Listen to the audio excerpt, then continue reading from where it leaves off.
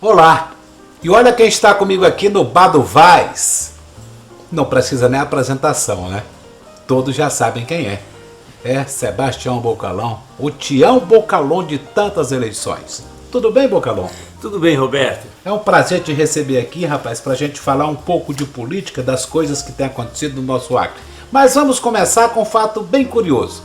Quantas vezes você já foi candidato, Bocalhon? Olha, eu já fui candidato a prefeito durante três vezes, me elegi pelas 3 vezes, vereador no Paraná uma vez, 3 vezes a governador do estado aqui e 2 vezes a prefeito da capital. E dessa última eleição você não quis participar? Não é que eu não quis, não tenha querido participar, eu então, queria conta participar. pra nós o que aconteceu, sinteticamente, assim, bem numa síntese. Bem rápido. Bom, o que aconteceu foi muito simples. Eu num primeiro momento, estava fazendo um trabalho em parceria com o PR e os outros partidos. E naquele momento a gente estava praticamente acertado de que eu viria para ser o candidato dentro do grupo. Mas ao mesmo tempo eu dizia, precisamos trazer o PSDB. E aí o que aconteceu foi que quando o PSDB chegou nesse grupo, o PSDB já chegou dizendo que o candidato não era o Bocalhon, o candidato era o Raimundo Vaz. Logo, fui descartado naquele momento. Foi isso que aconteceu. E o PMDB não aceitou você como vice? Não, na realidade eu nem me coloquei em momento nenhum como vice. Não era o seu plano? Não era o meu plano. Depois que nós fomos descartados dentro desse grupo do PR com o PSDB, aí sim teve um grupo que não aceitou ficar no PR e que começaram a conversar com o PMDB. Mas eles já tinham fechado o acordo com o PP, então não houve nenhuma condição. Mas você se empenhou na campanha? Nessa última campanha de prefeito? Me empenhei na medida do possível, porque também não vi muita boa vontade por parte do grupo lá, né, em poder usar o Bocalhon como um instrumento de captação de voto. Mesmo porque eu gravei, por exemplo, 2 inserções e até onde eu sei eu não vi nenhuma inserção sair. Então eu acho que talvez eu não pudesse ajudar muita coisa. Acharam que eu não pudesse ajudar muita coisa. O senhor se sentiu rejeitado nesse aspecto? A gente fica um pouco triste, porque eu acho que quem tinha acabado de sair de uma eleição em 2012 perdido por Marcos Alexandre por 0,5%, eu acho que era para ter sido aproveitado um pouco mais o nosso potencial aqui na capital. Meu querido e velho Bocalhon, depois de todas essas idas e vindas, de concorrer a tantos cargos, prefeito, governador, prefeito de novo, de todas as derrotas nessas disputas, o Bocalhon ainda sonha em administrar o Acre? Sonho. Sonha? Sonho porque sempre foi o meu sonho. Eu sempre me considerei executivo. Nunca me considerei legislativo, sempre me considerei executivo. Então, como eu fui fui prefeito de Acreândia por 3 vezes, graças a Deus, fiz um trabalho que ficou marcado na história, né, de um município que realmente se desenvolveu, um município que foi planejado, tivemos um bocado de ações que foram ações pioneiras a nível de estado do Acre, a nível de Brasil, ganhamos muitos prêmios, fomos premiados aí entre os 20 melhores prefeitos do Brasil. Enfim, eu acho que o trabalho nosso foi muito bom. Como secretário de Estado também, eu acho que fiz um bom trabalho naquele momento, que foi exatamente o projeto da vacinação da aftosa, né? Retirar o estado do Acre naquele momento que não podia mais exportar carne. Nós criamos lei e tal, e fizemos tudo aquilo e deu tudo certo. Então eu acho que eu sou realmente executivo, né? Então eu nunca vou retirar o meu nome de uma eleição majoritária. Isso quer dizer então que 2018 pode lhe aguardar que você é candidato a alguma coisa? Ou não? Serei candidato. Em 2018 serei candidato. Majoritário? Talvez majoritário. Evidentemente que nesse momento nós temos um grande nome, um nome muito forte, que é o do Gladys Cameli como candidato a governador do estado. E precisamos respeitar. Quando o povo realmente está falando como está falando, o nome do Gladys eu não tenho o que discutir. Então eu acho que como governador, nesse momento o nome do Gladys é o nome colocado. Portanto, eu, em função do trabalho que eu já fiz pela oposição, eu acho que a minha história conta, né, que eu sempre trabalhei pelo coletivo, né, como aconteceu em 2010, quando ninguém queria ser candidato a governador e disseram a Bocalhon, vai você. Tudo bem, eu sou um homem de projeto. Em 2006, o Geraldo Alckmin pediu para dar palanque para ele. Então, quer dizer, eu deixei de ser deputado estadual, deputado federal. Por quê? Porque eu sempre procurei fazer um projeto coletivo. Então, eu quero continuar no projeto coletivo e a próxima eleição, como nós já temos definido praticamente um candidato a governador, nos resta, na majoritária, o Senado. Então, como o Senado agora são 2 vagas, eu acho que eu mereço uma dessas 2 vagas. E você consegue viabilizar o seu nome para ser senador? Olha, Roberto, eu acho que em função da nossa história, durante esse tempo todinho aí, que nós trabalhamos, que nós lutamos e demos palanque para muita gente, né, aqui no estado do Acre ter os seus mandatos, eu acho que é possível sim nós viabilizarmos. Você dá a ideia que só deve ter 2 candidatos ao Senado ou não, do lado da oposição? Foi a ideia que nós colocamos, que eu coloquei na primeira reunião que nós tivemos em Brasília, né, eu coloquei exatamente isso. Eu acho que lá na frente nós temos que ver os 2 melhores nomes para poder disputar a eleição de Senado. Mas aí na própria reunião o próprio Petecão diz, não, eu sou candidato de qualquer jeito. Você está vendo assim a dificuldade para ter a união, para sair com uma chapa bem competitiva? Eu acho que se lá na frente o nome do Petecão for um nome bom, o melhor nome, junto com um segundo melhor nome, eu acho que não tem nenhum problema. Mas se o nome dele não for o melhor nome e ele resolver ser candidato de qualquer jeito, aí fica difícil, né? Aí começa a dividir muito. O Jorge Viana é um candidato imbatível para o Senado? Já foi, não é mais. Por quê? Porque ele está envolvido diretamente em tudo isso que o PT construiu em Brasília. Então eu acho que o Jorge Viana, o nome dele, pelo que a gente está sabendo, também está lá, na questão da Lava Jato, né, no meio junto com outros deputados, senadores lá. E eu acho que hoje no estado do Acre o nome do Jorge Viana ainda é um nome razoável, mas já não é mais aquele nome que era até 2010. E qual será o papel do Bocalhon em 2018? Ou serei candidato a Senado da República, poderei ser até candidato a governador, dependendo do que vai acontecer até lá. E a deputado federal?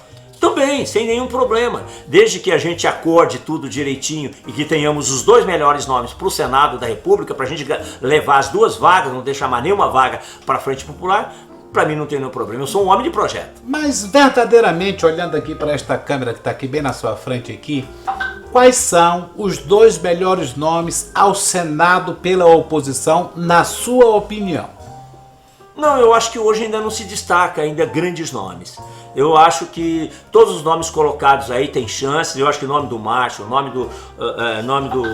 do Petecão, o nome do Wagner Salles, né? O nome do Flaviano, de Márcio Bittar.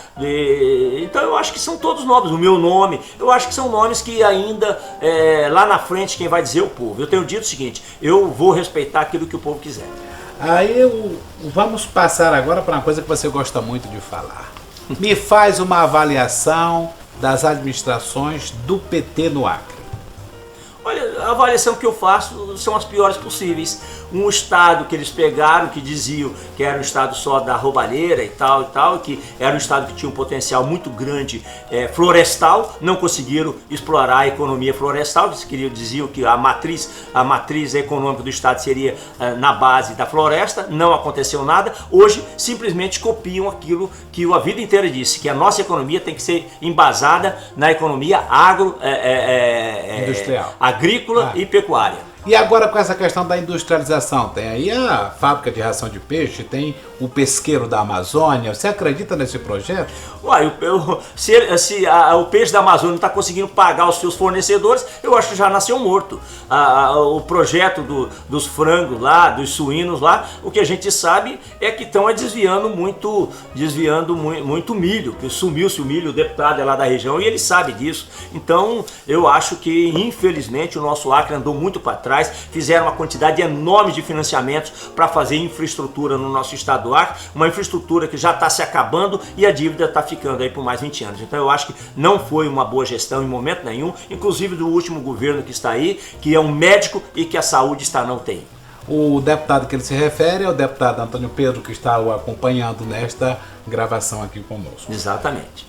O Bocalhon, recentemente o governo do Acre solicitou acessar judicialmente, teve os votos da Assembleia Legislativa para ter acesso aos créditos da Previdência do Acre. Na campanha de 2014, o senhor alertava que o Instituto estava quebrado, né? Qual seria o tamanho do rombo hoje, já que o senhor na época disse que já estava falido? Estava com mais de 7 bilhões de déficit na Previdência naquele momento.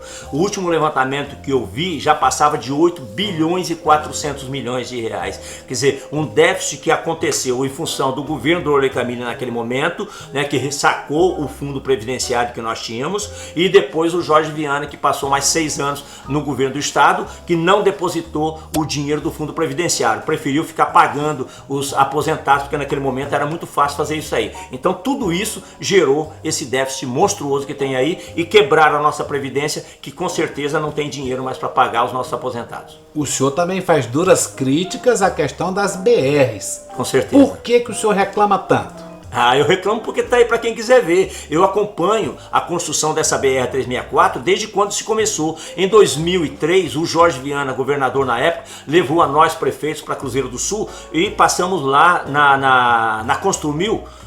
E lá na Construmil, no galpão da Construmil, eles foram justificar que a BR naquele momento, que tinha tantas críticas porque o preço era de 800 mil reais o quilômetro da BR, e aí a justificativa que a Construmil deu junto com o DERAC, o governo do estado, é que a BR custava 800 mil reais o quilômetro porque a pedra chegava lá, a brita chegava lá em Tarauacá no valor de 800 reais um metro cúbico. E eu dizia, e quando nós saímos da reunião, eu disse para os colegas prefeitos, isso é mentira, isso é roubo, porque não pode nunca um transporte fluvial, porque diziam que a brita vinha de Manaus, né? O transporte fluvial custar mais caro do que o transporte terrestre. Então você acredita que houve desvio? Muito desvio. Agora, em 2014, a brita chegava em Feijó e Tarauacá por 440 reais, vindo aqui de Rondônia. Quer dizer, ou seja, 11 anos depois, a brita chega pela metade do preço do que eles alegavam na época. Então eu tinha toda a razão quando eu criticava e dizia que ali existia já superfaturamento. Hoje o senhor afirmaria com toda certeza que o governo do PT é um governo de desmando, um governo que desviou recursos, finalidade de recursos? Não tenho dúvida nenhuma, está aí para quem quiser ver as obras superfaturadas. E vou dar um exemplo aqui que aconteceu comigo. Em Acrelândia nós fazíamos a recuperação de ramal, que não custava, sei lá, R$1.000 o quilômetro para recuperar. Eu aqui em 2012, quando eu fazia campanha para prefeito, eu vi as placas ali aqui na Transacreana de recuperação de ramal a R$74 mil o quilômetro. Meu amigo, isso é roubo, me desculpe, isso é roubo. As construções todas aí muito mal feitas, asfalto mal feito, drenagem mal feita, que se acaba com menos de um ano, com uma chuva. Então, e o empréstimo ficou aí pra gente pagar durante 20 anos. Então, eu não tenho dúvida nenhuma que houveram muitos desvios de recursos. Bocalon, quando você foi candidato pela primeira vez, na primeira eleição do Sebastião Viana, faltou assim, um tantinho assim para você ganhar a eleição. 0,5%. Você diria que foi falta de quê naquele momento? Não, na realidade, que a eleição a gente não perdeu. E a prova maior é que quando terminou a eleição, o Ministério Público Federal entrou com aquela ação para cassação do Tião Viana, e essa ação ficou no TSE rodando por nada menos do que 4 anos. Lembra-se? Ela agora em 2014, setembro de 2014, o TSE engavetou. Na realidade, aquilo ali foi engavetamento. Eles passaram 4 anos arranjando justificativa para o TSE com 42 advogados. Eu não tinha dinheiro para pagar nenhum advogado. Só o Ministério Público tocou o processo. O primeiro advogado que eu fui falar em Brasília para pedir para acompanhar o processo me pediu R$2 milhões. Falei, um professorzinho como eu, assinar um contrato com R$2 milhões? Jamais. Então, assim ficou somente o Ministério Público tocando o processo. E o processo demorou 4 anos para eles engavetarem o processo. Então, significa que alguma coisa muito errada tinha ali. Portanto, eu sempre digo, nós não perdemos aquela eleição. Nosso tempo está estourado, mas eu tenho que fazer 2 perguntinhas ainda para você. Uma para você ser muito sincero.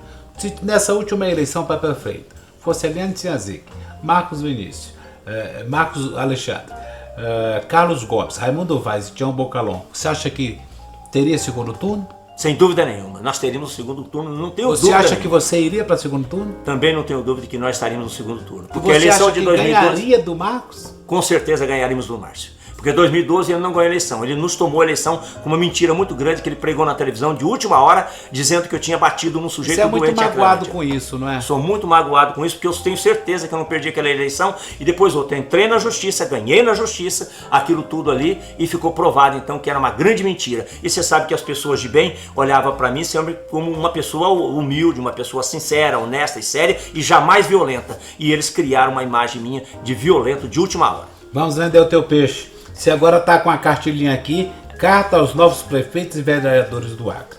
Qual é a mensagem que você passa nessa cartilhazinha que você está distribuindo aos prefeitos e aos vereadores? Olha só, Roberto, e diante do que a gente está vendo no nosso Brasil e o que aconteceu no nosso Acre, muitos prefeitos presos, vereadores presos por corrupção na coisa pública, e a experiência que eu tenho como prefeito durante 3 mandatos, como secretário de Estado, né, e graças a Deus nunca tive uma conta reprovada, nunca alguém me denunciou, entendeu? Nunca respondi a nenhum processo. Então eu acho que diante disso, com a biografia que eu tinha, eu acho que eu tinha todo dia, eu vi aquilo tudo, eu falei, eu vou falar nisso, dar seu uma nome luz. apareceu na lista, não foi? Negócio de uma doação de dinheiro, de uma campanha.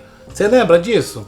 Não, foi lá na questão da Odebrecht, no projeto da Odebrecht para 2014, o nosso nome estava lá, que eles queriam ajudar, eles iam ajudar o Tião Bocalon. Mas acontece que nós nunca fomos nem informados que aquilo eles queriam fazer e nunca nós vimos esse dinheiro. Tanto é que assim que saiu aquela lista, imediatamente nós fizemos uma carta ao Ministério Público Federal, lá em Curitiba, dizendo que nós estávamos à disposição para responder o que fosse necessário, porque aquilo ali nós nunca vimos. Aquilo ali era apenas o projeto. Pode olhar que lá estava escrito PROGE 2014. E agora ficou provado que a própria Odebrecht montou toda uma diretoria para poder financiar campanhas no Brasil inteiro. E eu acho que aquilo foi em função do quê? Como o Bocalon em 2010 foi muito bem votado, quase ganhou o governo, prefeitura, quase ganhou a prefeitura, eu acho que eles falaram, vamos investir nesse cara aqui.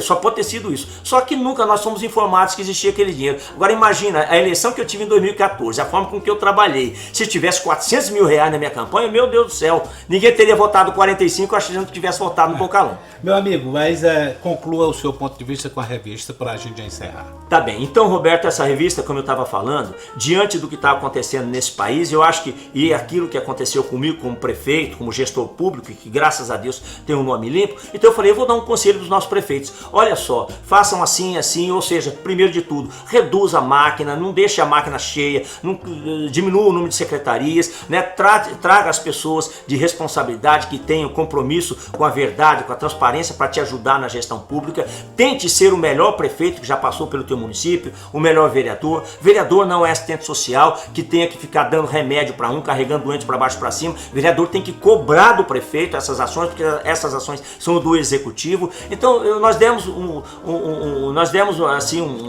orientamos, né? Demos uma orientação aos novos prefeitos e vereadores como eles deveriam se comportar, respeitar a legislação, respeitar um orçamento que tem, ler as leis principais que nós temos. Então eu acho que esse é o caminho. Se trabalhar de forma honesta, séria, o dinheiro dá. É só não roubar que o dinheiro dá. Eu tenho dito isso constantemente. Eita, homem para falar. Muito obrigado pela entrevista, Obrigado, teu bom papo, a tua sinceridade. Obrigado ao deputado também, que está acompanhando o senhor. Eu quero só rapidinho dizer que, olha, nós temos um orgulho de ter apenas um deputado estadual aqui na Assembleia, mas que nos orgulha em função da postura dele que ele tem tido na Assembleia Legislativa. O Antônio, para nós, tem sido um exemplo. O primeiro mandato, uma pessoa que nunca se envolveu em política, mas está ali fazendo um belo trabalho. Bocalon, saúde, sucesso para você. Um abraço em Dona Bete, a sua companheira. Amém. Que você continue lutando por aquilo que você acredita. Obrigado, foi muito bom tê-lo aqui no nosso bar. Obrigado, eu que agradeço imensamente, Roberto, essa sua gentileza para com a nossa pessoa e para com o nosso projeto. Obrigado mesmo. Fiquem todos com Deus, um abraço.